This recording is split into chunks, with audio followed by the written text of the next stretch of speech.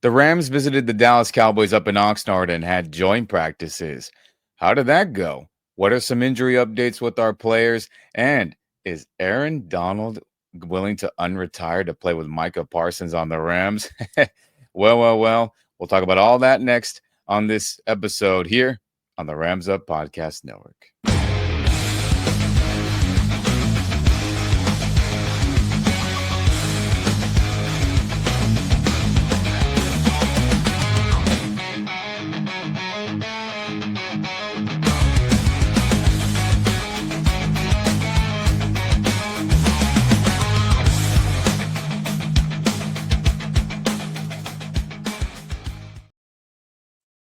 What's going on, everyone? Welcome back to the Rams Up Podcast Network. I'm Ian. If you're on YouTube, like this video, subscribe to the channel, put that notification bell on. And if you're on the audio only or podcast only side of things, share this podcast with all your fellow Rams fans. Any of those options, I very much appreciate it. But let's get right into it. What are some injury updates before we get into some other things? And sucks for some guys that got, banged up, pulled some things, tweaked some muscles.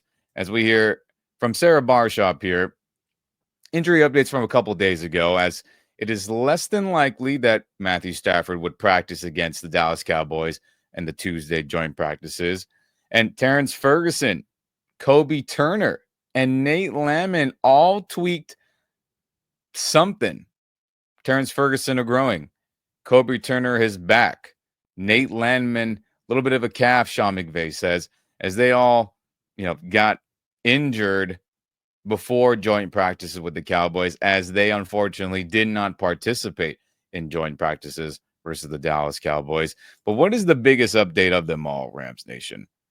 It is Matthew Stafford, as he is dealing with an aggravated disc in his back, as it was finally reported from Ian Rappaport of the NFL Network. Sources, Ian says from X Twitter, Rams quarterback Matthew Stafford is dealing with an aggravated disc and has received an epidural to help him deal with it. Los Angeles has called him week to week, being cautious, but with plans for him to be ready for week one. And hey, I've been pretty vocal here about Matthew Stafford and what has been going on with him. And I see better than I hear, to quote Coach McVay. When I see him out there, I'll feel better, we'll all feel better, and we can stop worrying about it, whether it be a little bit like I know some people are, or a lot like me and others. Now, we've talked about it tons on this channel, on this podcast, where the Rams, Coach McVay, this McSnead era, Sean McVay, less Snead era that we're in right now, they downplay the severity of injuries to players all the time. And they'll even lie to the public. And I get the tactical advantage of it. And I always knew right away, what? His back isn't well? He can't practice this week? I don't like that. And then when it went into the second week, it was like, that ain't good. And now we're in week 3. And finally we know he's got a disc issue in his back. That ain't good for a quarterback. Why is that? Because not only do you have to be able to absorb and be able to take on super freaks trying to lay you out on a consistent basis, edge rushers, D tackles, blitzing linebackers, corners, safeties, trying to kill you. And you have to absorb that, contort your body to not get a full-on shot to the chest, the head, the ribs, the legs. Then even in your throwing motion as a quarterback, people think it's just all arm. Your whole body is involved in that, especially the torquing and twisting of your back to load up the throw of the ball. And even when it's a hurried pass sidearm, there's plenty of hip movement, which involves back and lower back all the time. And now you can say, how did Stafford injure this? Did he injure it throwing? Did he injure it just getting out of bed because he's a 37-year-old man? Or could it be golf? All right, he's a big golfer. He likes to play golf. People say he's pretty good at it. Teammates have said that. And there's a lot of twisting and contorting your back to be able to swing and, hit that ball and try to get it in the hole. Could it have been that? We'll never know, obviously, unless Stafford wants to talk about it himself. And hopefully we'll hear from him soon because he is back at practice.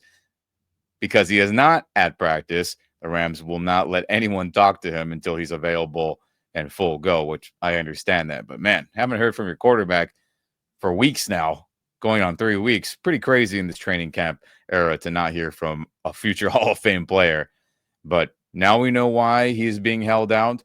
Totally get it for that reason. But I knew way back when that there was something fishy going on. It ain't just because he's a little bit sore. He's got an aggravated disc. Did get that epidural, meaning he got the shot in between the bones of your spine and the nerves. There is a gap in between those two sections of your back, right? Spine and bones, the nerves that obviously sense any pain or anything else. He got a shot in that space between those two areas to help with the pain so the nerves and the bones and the discs all don't get more irritated and more painful. Will that help? Hopefully. But I'll be holding my breath the rest of this Super Bowl hopeful season where he will never get hit hard, slammed to the ground. We'll have to contort his body for some big time throws and hope that disc that's aggravated right now doesn't get any worse for the next handful of months leading into hopeful January and February football. So now we know.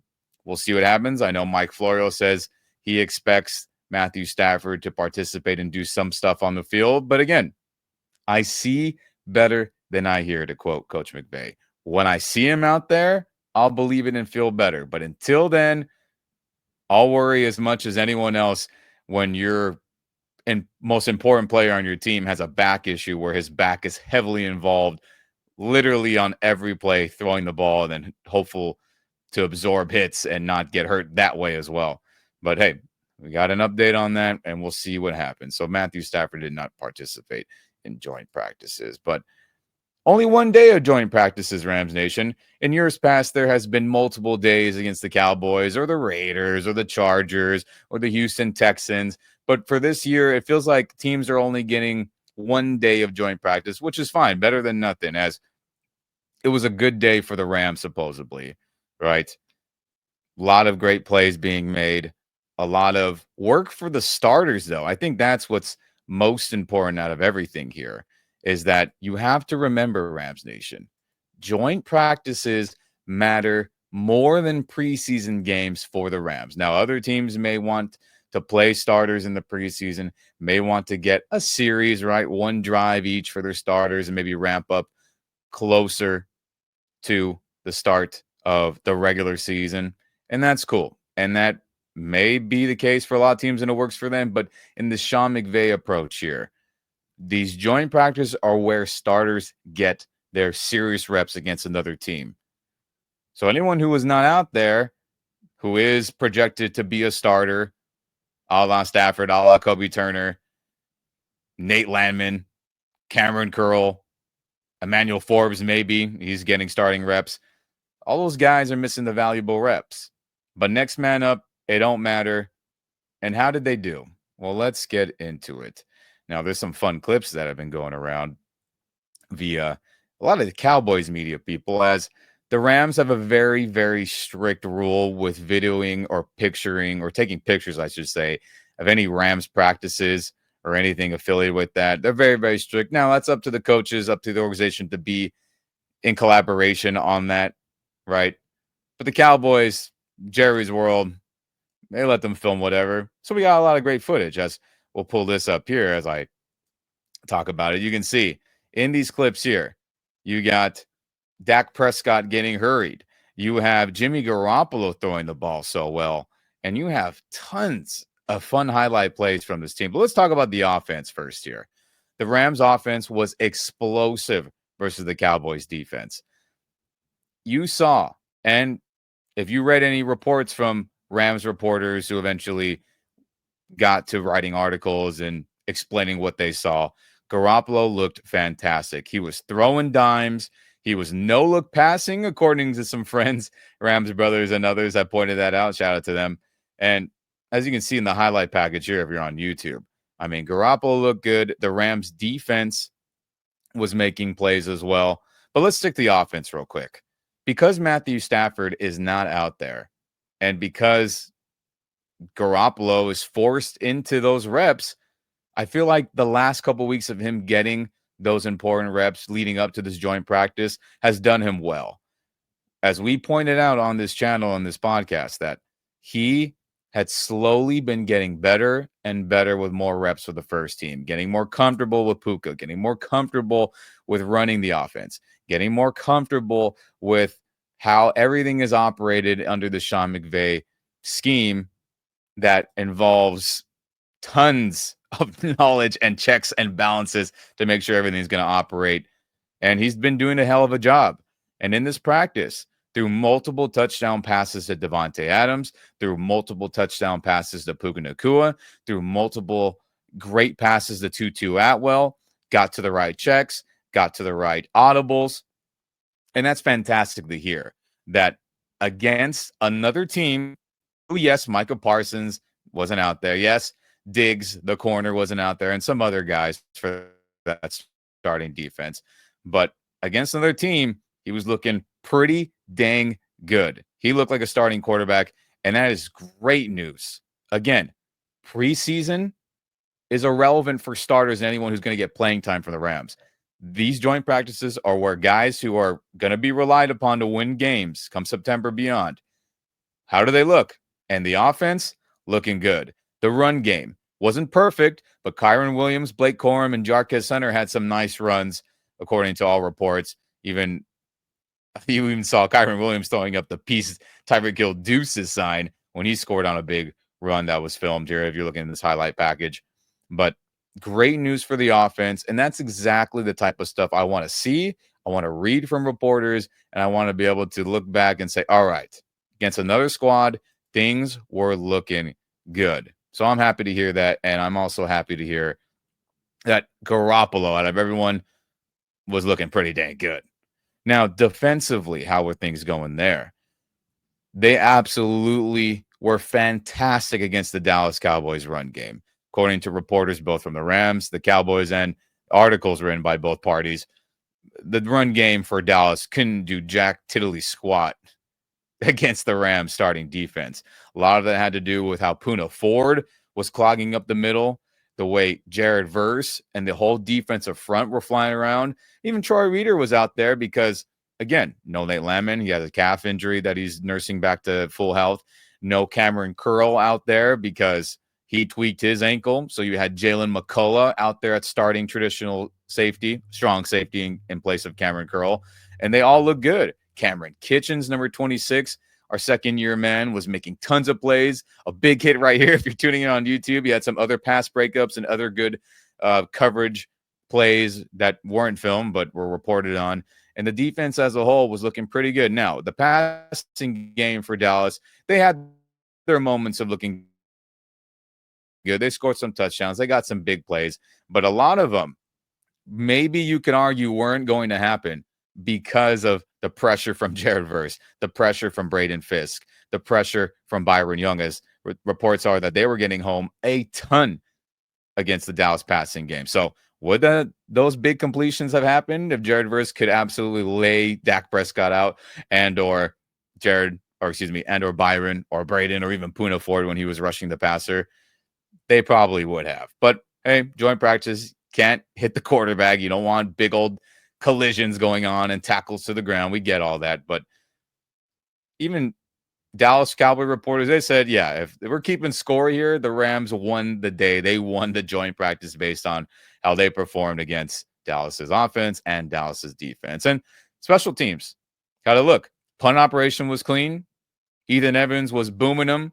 No bot snaps, no weird snaps from the long snapper. Everyone was covering good. Kicks were nice and high and far, as Ethan Evans, he was using his mega squat ability to be able to do that. That's great. And then how did the kicking game look? Everything was smooth there based on reports. Everything was in sync. Field goals were made, no missed kicks. And that's also pretty dang fantastic to hear. So again, not just from Rams reporters, but from Dallas Cowboys reporters, the Rams won the joint practice.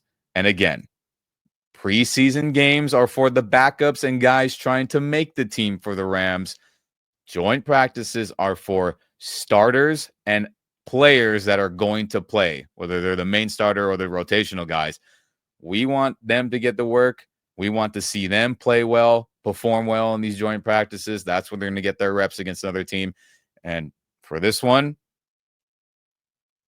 A plus based on what everyone has reported on. And that's freaking fantastic.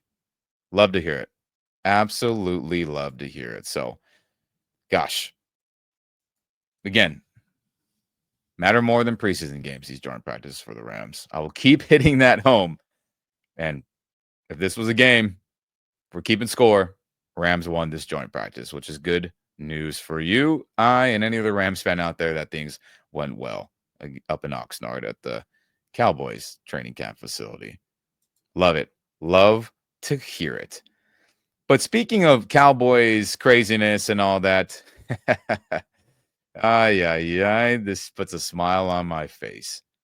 Shout out to Rambling Man, who has a great account, Facebook, Instagram, Twitter X. He posted a jersey swap of Micah Parsons in a Rams uniform. Looks great. Great edit right there, man. Wish I could do stuff like that. And in the comments section, Aaron Donald, the GOAT, saw this. And what did he say here? If Micah Parsons goes to the Rams, I might have to call my agent and get in football shape. With what that D-line would be unreal.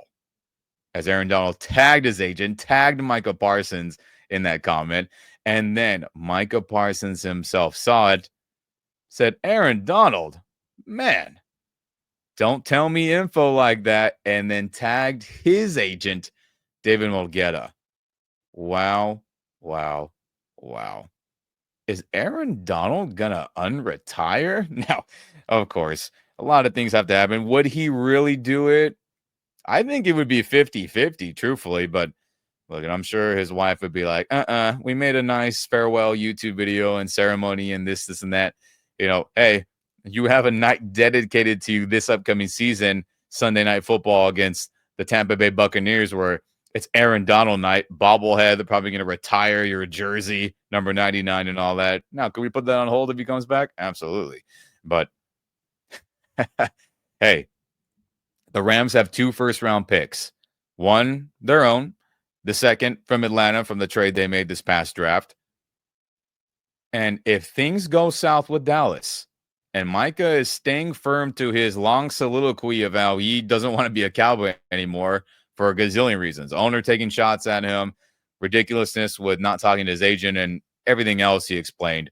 The Rams have to keep tabs on this. And if Micah is firm on that stance still, I mean, they got to make the call and offer those 2 first-round picks. I'm sorry.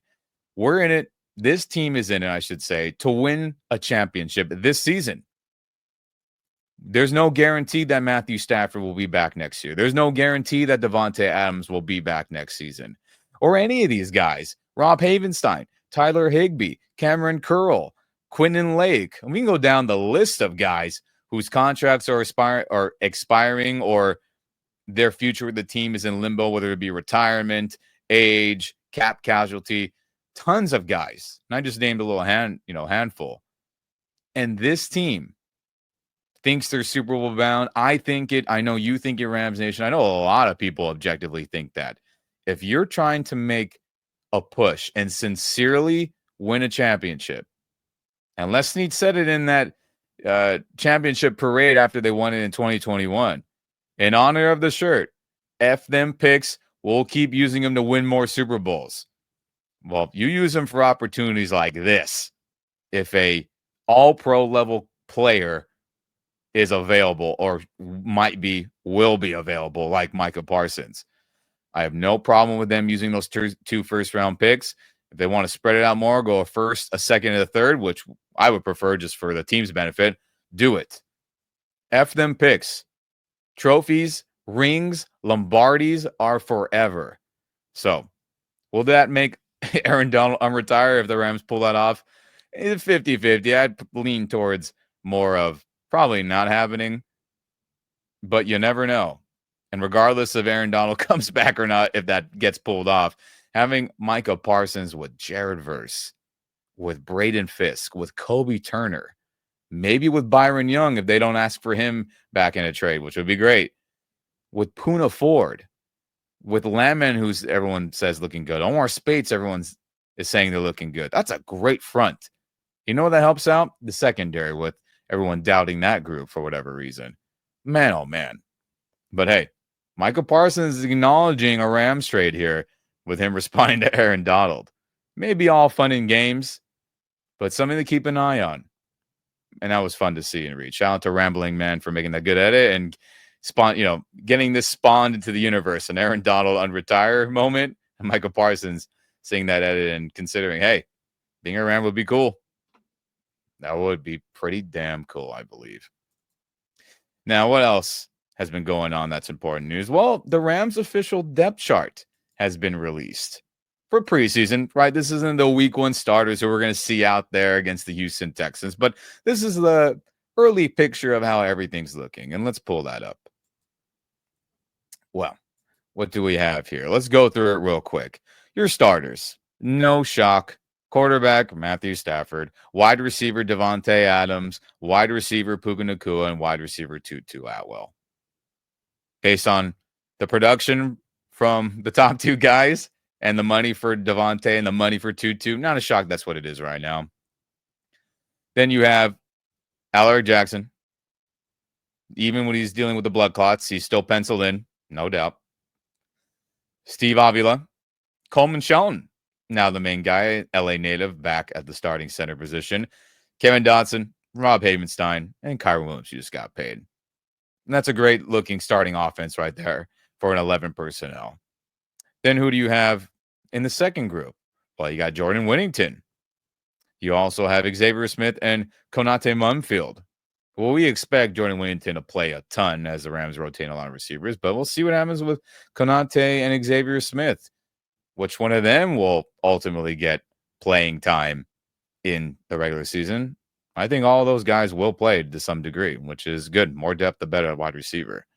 Then you have DJ Humphries at left tackle, who is the quote-unquote starter right now with Alaric Jackson dealing with the blood clots. And you got Justin Dedich, Bo Limmer, Dylan McMahon, Warren McClendon Jr., Jimmy G at the backup quarterback, and then Blake Corum as a second running back. Not a bad second group right there, to be honest with you. Then you have everyone else in the third string, right? You got Davis Allen as the third tight end. You have Curry, Levinston, Will Lampkin, Wyatt Bowles, David Quisenberry, one of the, depth offensive tackle position signees. Stetson Bennett as the third quarterback. And then you got Jarquez Hunter as the third string as he supplants Ronnie Rivers as the third running back. That's something to keep note of, I should say. Then fourth string, we got second round pick Terrence Ferguson. Now, could that change? Sure, right? He was picked very high with high hopes to get on the field with Tyler Higbee and play a ton. But he's injured right now. Didn't get any joint practices reps, I should say. That's tough for a rookie. Hopefully he heals up from that groin and comes back ASAP. But as of right now, it makes sense. You have to trust Tyler, of course. You have to trust Colby. You have to trust Davis Allen. Right now, if you had to play a game this weekend. And that's totally fair based on this preseason depth chart. And then, again, another notable one is Ronnie Rivers as the fourth running back, as he may be a cap casualty, but they may keep him for special teams and anything else. But we know he can play running back. Played in playoff games, started a game for the Rams, ran well. So the running back room was looking pretty dang good. And I really appreciate it if that's the case. Now, how about the defense, everyone? This will be interesting to see. We have outside linebacker Byron Young, no shock. Defensive end or, D tackle Braden Fisk. Nose tackle Puna Ford. D tackle Kobe Turner. Outside linebacker Jared Verse. You got Omar Spates, second-year man. You got Nate Landman, the Mike signal caller. And then here's something interesting. You have Darius Williams as a starting corner. You have Cameron Curl, obviously, as a starting strong safety. Quinton Lake as the other free safety, starting safety. And then for the last cornerback spot, they have Akella Witherspoon / Kobe Durant. Interesting.